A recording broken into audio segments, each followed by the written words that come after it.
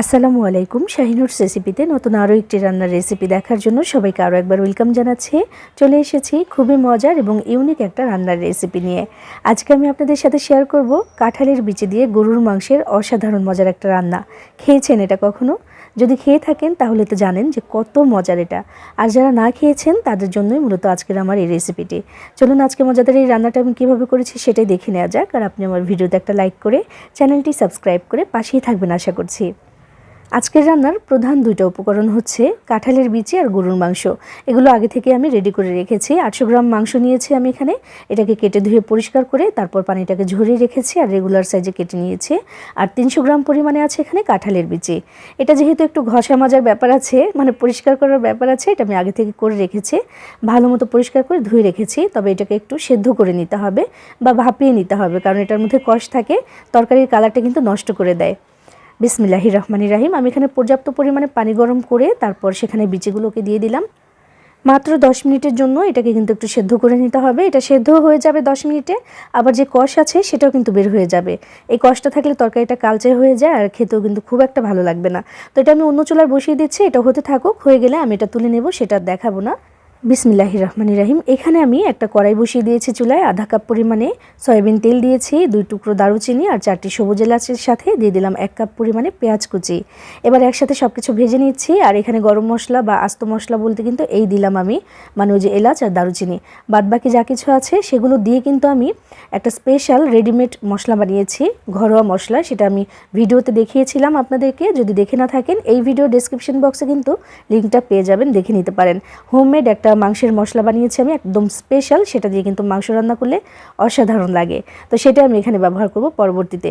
তো পেঁয়াজটা লাল লাল করে ভেজে আমি কিছুটা পানি দিয়ে দিলাম। 1 টেবিল চামচ করে আদা রসুনের পেস্ট দিয়েছি আর 1 চা চামচ করে দিয়েছি এখানে লবণ, জিরার গুঁড়া, ধনিয়া গুঁড়া আর হলুদের গুঁড়া আর মরিচের গুঁড়া দিয়েছি 1 টেবিল চামচ পরিমাণে। মাংস রান্নার জন্য মোটামুটি ঘরোয়া যেসব বেসিক মশলাগুলো ব্যবহার করা হয় সব কিছু কিন্তু আমি অল্প অল্প দিয়ে দিয়েছি পরিমাণ মতো।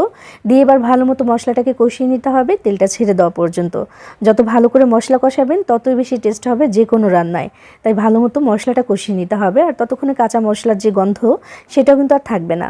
তো এটাকে ভালো করে কষিয়ে নিচ্ছি এবং এর মধ্যে যখন দেখবেন যে তেলটা একদম ছেড়ে দিয়েছে তখন এখানে মাংসটা দিয়ে কষিয়ে নিতে হবে।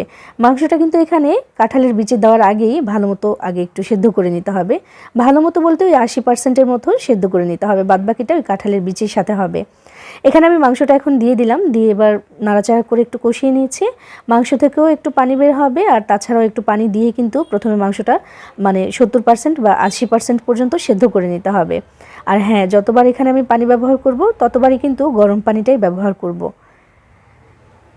মাংসটা একটু কষিয়ে নিচ্ছি আর ওইদিকে কাঁঠালের বিচিটা কিন্তু 10 মিনিট হয়ে গেছে প্রায়। ওটা আমি এখন তুলে নেব এক ফাঁকে, সেটা আর দেখাবো না। ওটাকে তুলে তারপর একটু ভালো পানি দিয়ে ধুয়ে নিতে হবে, যেন কষ যে ব্যাপারটা, কালচে যে ব্যাপারটা সেটা যেন না থাকে। তো এখানে আগে পানিটা দিয়ে ওই কাজটি করব আমি। কষানো হয়ে গেছে মোটামুটি, মাংসটা একটু মানে নাড়াচাড়া করে নিয়েছি। এবার আমি এখানে গরম পানি দিলাম 1.5 কাপের একটু কম, দিয়ে তারপর এটাকে একটু নেড়ে চেড়ে ঢাকনা দিয়ে ঢেকে রান্না করব, মানে এই পানিটা একটু টেনে যাওয়া পর্যন্ত। তো এটাকে কিন্তু খুব বেশি বাড়িয়ে দেব না আমি, এখন চুলার আঁচটাকে মিডিয়ামে রেখে করব যেন মাংসটাও সেদ্ধ হতে পারে পানিটা শুকাতে শুকাতে। তো এটা ঢাকনা দিয়ে ঢেকে দিলাম। ওই ফাঁকে আমি এখন কাঁঠালের বিচিটা কিন্তু তুলে নেব, দেখাচ্ছি না সেটা। যখন এখানে পানিটা একদম এমন কমে এসেছে তখন কিন্তু মোটামুটি মাংসটা কষানো হয়েছে, তবে এখনও বাকি আছে। ও যে বললাম যত কষাবেন ততই টেস্ট হবে। তো এই পর্যায়ে এখানে আমি দিয়ে দিচ্ছি কাঁঠালের বিচিটা, ধুয়ে নিয়েছি এটা আমি। এবার দেখাচ্ছি যে দেখেন কাঁঠালের বিচিটা কিন্তু একদম সেদ্ধ হয়ে গেছে, মাশাআল্লাহ একদম সেদ্ধ হয়ে গেছে। মাংসটা 80%-এর মতো সেদ্ধ হয়েই এসেছে। আর এখানে কাঁঠালের যে বিচিটা সেটাও কিন্তু সেদ্ধ। তার মানে রান্নাটা হতে আর বেশিক্ষণ বাকি নেই। আর ঝোলের জন্য পানিও 1 গাদা পানি দিতে হবে না, পানিটা একটু বুঝে শুনে দিবেন। তো আমিও সেটাই করছি এখানে। তো প্রথমে কাঁঠালের বিচিটা দিয়ে আমি 2 মিনিটের মতো এখন একটু কষাবো।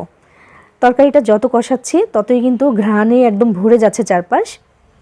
তো আমি এটাকে কষিয়ে নিয়ে এবার এখানে পানি দিয়ে দেবো। পানিটা একটু বুঝে শুনে দিতে হবে, কারণ সব কিছু মোটামুটি সেদ্ধ হওয়াই, এখানে অনেক বেশি পানি লাগবে না। আমি এখানে দিয়ে দিচ্ছি 2 কাপের একটু বেশি পরিমাণে পানি, মানে ওই 2.5 কাপের মতোই দিয়ে দিয়েছি। 2.5 কাপ পানি দিয়ে তারপর নেড়েচেড়ে আমি এটাকে এখন ঢাকনা দিয়ে রান্না করব। তবে তার আগে মানে পানিটা তো ফুটন্তই ছিল, তারপরে দেওয়ার পর যখন টকবক করে ফুটছে তখন আমি এখানে দিয়ে দেবো সেই স্পেশাল মশলাটা 1 চা চামচ পরিমাণে। এটা আমার ঘরে তৈরি একটা ঘরোয়া মশলা, একদম হোমমেড, খুবই ভালো একটা মশলা এবং এইটা দিলেই কিন্তু একদম ম্যাজিকের মতো একটা সুন্দর ঘ্রাণ ছড়িয়ে যায় বাড়িতে। এইটা কিভাবে বানিয়েছি চাইলে কিন্তু দেখে নিতে পারেন আমার চ্যানেলে, আমি ডেসক্রিপশন বক্সে লিংক কিন্তু দিয়ে দিব।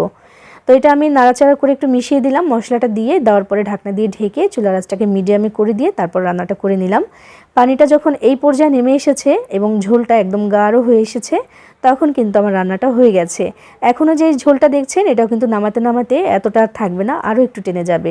তাই ঝোলটা একটু বুঝে শুনে দেখে তারপর নামাবেন কতটুকু চান সেই হিসেবে। তো রান্নাটা আমার হয়ে গেছে। নামানোর আগে একদম শেষ পর্যায়ে আমি এখানে দিয়ে দিচ্ছি কয়েকটি কাঁচামরিচ। এটা এমনি দিলাম একটু ফ্লেভারের জন্য, চাইলে দিতে পারেন। আমি এটা অ্যাড করে দিচ্ছি, দিয়েই চুলাটা আমি বন্ধ করে দেব এবং এই বন্ধ চুলার উপরে একদম এই গরম পাতিলাটা রেখে দেব আমি প্রায় আরও 5 মিনিটের জন্য এবং ঢাকনা দিয়ে ঢেকে। খেয়াল রাখবেন চুলাটা যেন বন্ধ থাকে। চুলাটা বন্ধ করে ঢেকে রেখে দিলাম। 5 মিনিট পরে আমি সার্ভ করে দিয়েছি এই কাঁঠালের বিচি দিয়ে গরুর মাংসের অসাধারণ একটা রান্না। গরম ভাত বা রুটি পরোটার সাথেও কিন্তু এটা দারুণ লাগে। আর শুধু যে গরুর মাংস দিয়ে এটাকে রাঁধতে হবে তেমন কিন্তু কোনো কথা নেই। এটা চাইলে চিকেন অথবা মাটন দিয়েও আপনি করে নিতে পারেন এই পদ্ধতিটা ফলো করে। এটা কিন্তু দারুণ মজার হয়, এটা একবার খেলে বারবার খেতে চাইবেন, এত মজার। বানিয়ে খেয়ে দেখবেন, ভালো লাগবে ইনশাআল্লাহ। সবাই ভালো থাকবেন, সবার জন্য সবাই দোয়া করবেন। আল্লাহ হাফিজ।